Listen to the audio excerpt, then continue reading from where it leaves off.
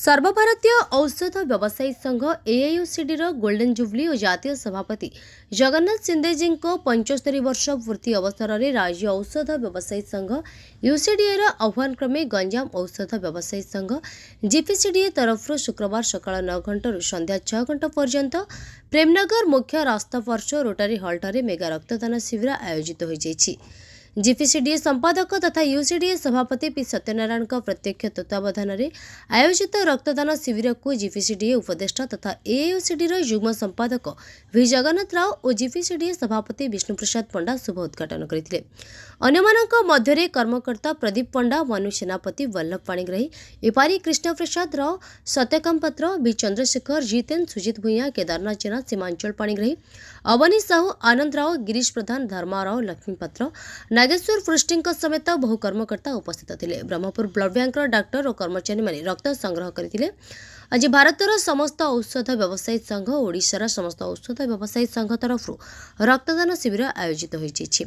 एद्वारा भारत वर्ष में Guinness book of world record करने को लक्ष्य रखा जनसाधारण सुविधा रक्त पाइबा लक्ष्य यह रक्तदान शिविर आयोजन करा विष्णु प्रसाद पंडा, सभापति Ganjam Phulbani chemist and druggist association जी आमर all India organisation of chemist and druggist तरफ स्वर्ण जयंती अवसर में समग्र भारत वर्ष में आज केमिस्ट एंड ड्रगिस्ट एसोसिएशन माध्यम 75,000 ऊर्ध्व ब्लड यूनिट संग्रह करने आम लक्ष्य धार्य कर वर्ल्ड रेकर्ड करने लक्ष्य रखीचु एवं से आम आज गंजाम जिले में जीपीसीडीए तरफ आज ये रक्तदान शिविर अनुष्ठित होती।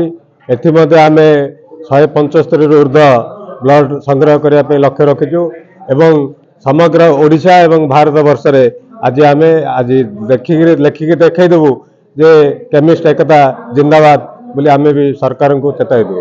We Jagannath Rao India organisation of chemist and druggist joint secretary cum convener अच्छी आमर all India chemist and druggist association 50 वर्ष पूर्ण होगा जाऊँगी। तत्संग संगे आमर जो all India organisation chemist and druggist अच्छी तार सभापति जे जे सिंधे अच्छा 75तम वर्ष होची। ये उपलक्षे आमर आज सारा भारत वर्ष रे 700 केन्द्र रे रक्तदान शिविर ऑर्गेनाइज होची। सबु राज्य सबु जिला सबु संघ यार आमर केमिस्ट एंड ड्रगिस्ट संघ यार ऑर्गेनाइज करछंदी एवं टार्गेट रखा है 75 वर्ष उपलक्षे 75,000 बोतल रक्त कलेक्ट करी ब्लड बैंक को दिया जिवो जोटा कि रोगी मानकर सेवारे काम आसीबो। इंडिया गोटे कार्यक्रम चलती गोटे दिन धार्य कराई जहाँकि 24 जनवरी 2025। गंजाम समाचार आपणकर लेटेस्ट खबर पाई लाइक, शेयर, सब्सक्राइब एवं फॉलो करंतु। गंजाम समाचार फेसबुक, यूट्यूब, ट्विटर पेज को अधिक तथ्य पाई विजिट करंतु आम वेबसाइट www.ganjamsamachar.com।